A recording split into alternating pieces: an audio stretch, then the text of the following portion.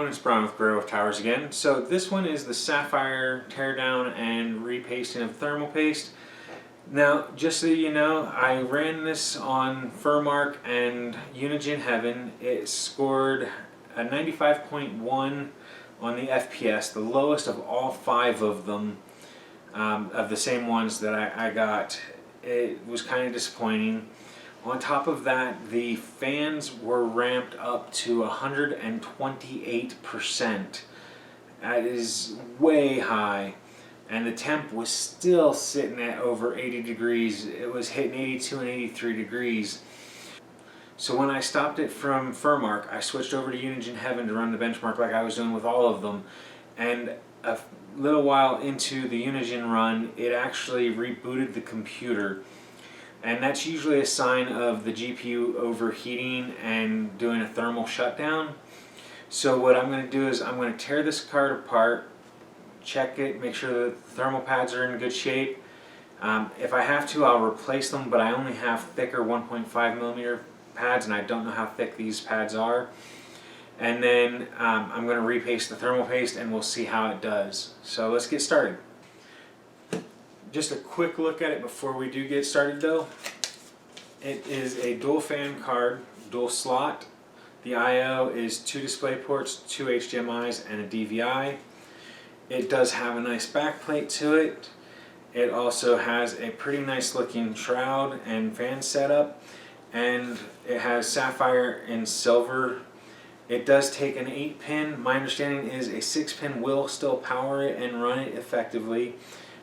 It's just that it's supposed to have those extra 2 grounding wires, but they don't seem to really be required. But let's go ahead and tear this down and we can get started. And there is a lot of some sort of hair and dust in here, so hopefully this will help fix this issue.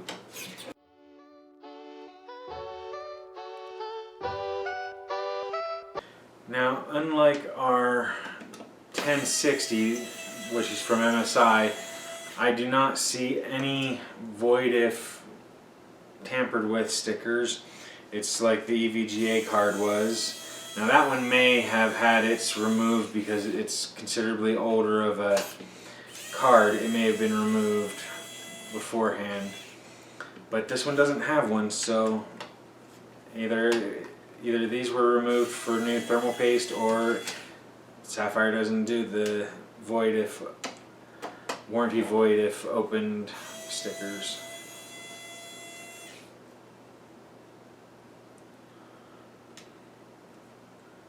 Alright,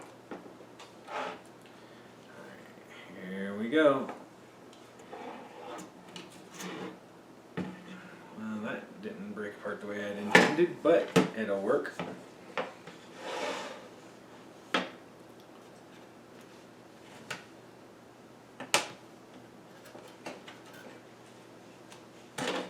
Go. Yeah.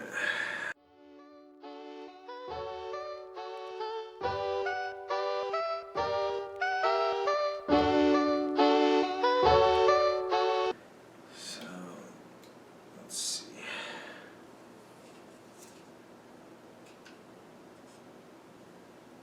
I've never dismantled one of these, so I'm going to be extra careful here. There we go. Alright, so I did break the thermal pads that are on the back.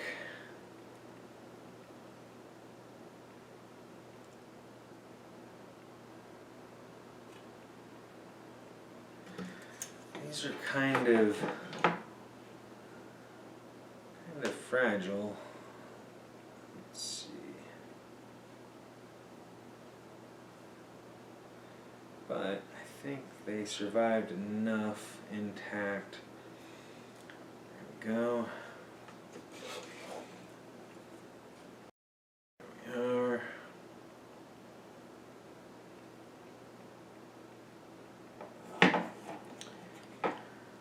Now,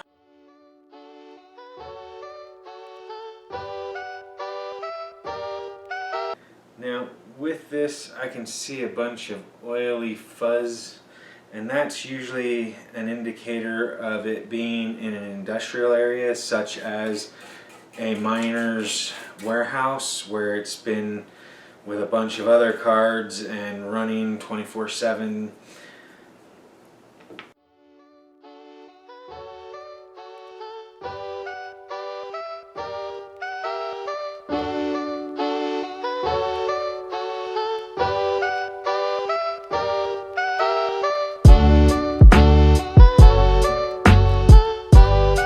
Okay, so it took some elbow grease, but we were able to get the thermal paste off the heat sink.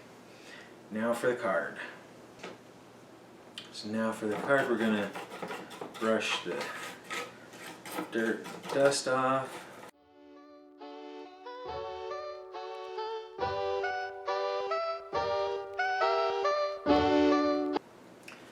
All right.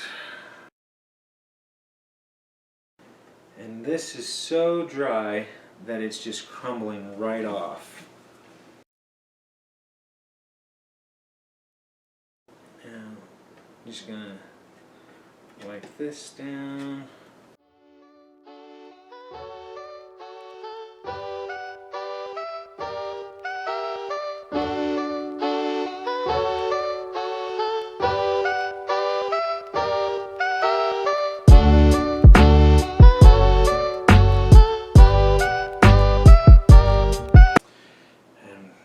Fan blades are filthy, so it's going to take at least a couple here.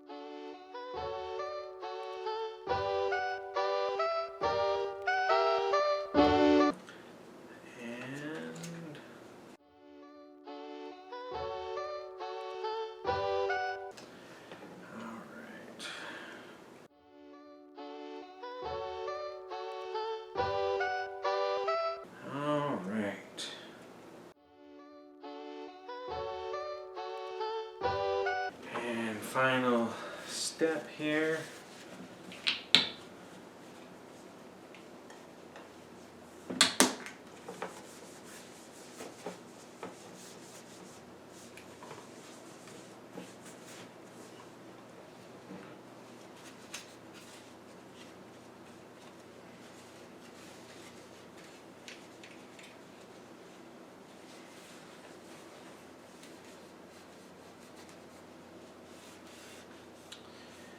All right, so now we have it back together. So I'm going to stop the video, run the benchmarks on this again, see if it still reboots, see if it has better temps, and see what we've got going on. So I'll be back in a minute. Alright, so we're back. Now this is not the actual one. This is going to be the next one that I do out of the 5. I'm not going to video all of them, but I am going to repaste all of them. But I'm still running that one on the test bench just because I didn't want to take it off yet because it's going to cool down. But I reran the Furmark test. It dropped from 128% fans and 82 degrees down to 72% on the fans and 77 degrees on the GPU. 5 degrees cooler and 50% on the fans. That's just amazing. But not only that, it was getting really, really crappy FPS on Unigen. It only had a 95.1 FPS average. After this, it jumped 16% up to 110.4. That is amazing. And I'm going to call it a success. And this is exactly why anytime you get a used GPU, one of the first things you should do is repaste the thermal paste, unless it's been done recently and you know 100% that it's been done.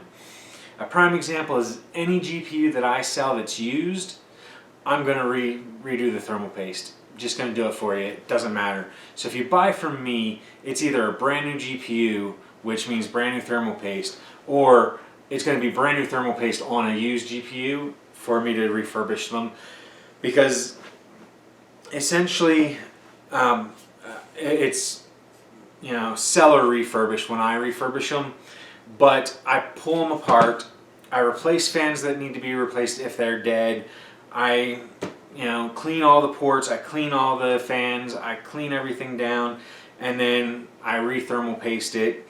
If I have to, I do the thermal pads as well. Fortunately on that one I didn't have to redo the thermal pads, although they are starting to get a little fragile. If I can find my 1mm ones or just buy some new ones, I'm going to do that and redo the thermal pads on them, just because I want to make sure that they have the best longevity possible when I do sell them. But I'm going to tell you right now, it's right there on par with the GTX 1060 and 1060 and 970 like it was supposed to be. And so I'm happy as can be on the job that was done, but I'm also happy that I have a working GPU that did not shut down and reboot the system this time, and it ran through at a much cooler temp and a much faster run through Unigen. So it's a victory on every single front for me. And so that's going to be awesome, especially for $95, including shipping and tax for each of these. That is just really, really good. You know, as Brian from Tech Yes City would say, it's great price to performance, and that boost is awesome. And all it is in this case, it's showing some GreyWolf Towers love as opposed to Tech Yes City love. So, same principle behind it though. Just an amazing thing. I love it when that kind of stuff happens. So this is a lot of GPU maintenance videos that I've filmed and going to be editing in a row. So I'm probably going to space them out, but these were awesome, and I love doing this kind of stuff, and just really happy at the way that turned out for that specific card.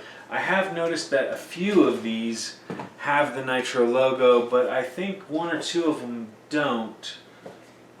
No, maybe they all do. But I am going to be re-thermal pasting the rest of these and cleaning them out and everything while I watch some shows with my son, and we're just going to have some fun as father-son time. So I'm not going to be filming those, but you saw how easy it is to do this.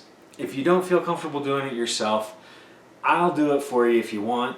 You ship the card and pay for the supplies. I'll do it for you, no extra charge. But anyway, I hope you all enjoyed this video on re-thermal pasting and cleaning out a Sapphire Nitro RX 484 GB. Anyway, thanks for watching everyone. I hope that you enjoyed this video. I hope that it showed you how simple the process is and gave you the confidence to do it yourself if you want to. If you don't, then no harm, no foul. But I definitely recommend it on any used GPU. So with that said, if you haven't already, hit the like button down below if you found this video entertaining or educational. Make sure that you hit the subscribe button up here if you haven't already, so that you can get updates on our new videos and our community section. And then as always, if you have any questions for myself, the channel, or about the products, make sure you leave comments down below and I'll get to them as soon as I can. So thanks for watching everyone. Hope you have a great day. Bye for now.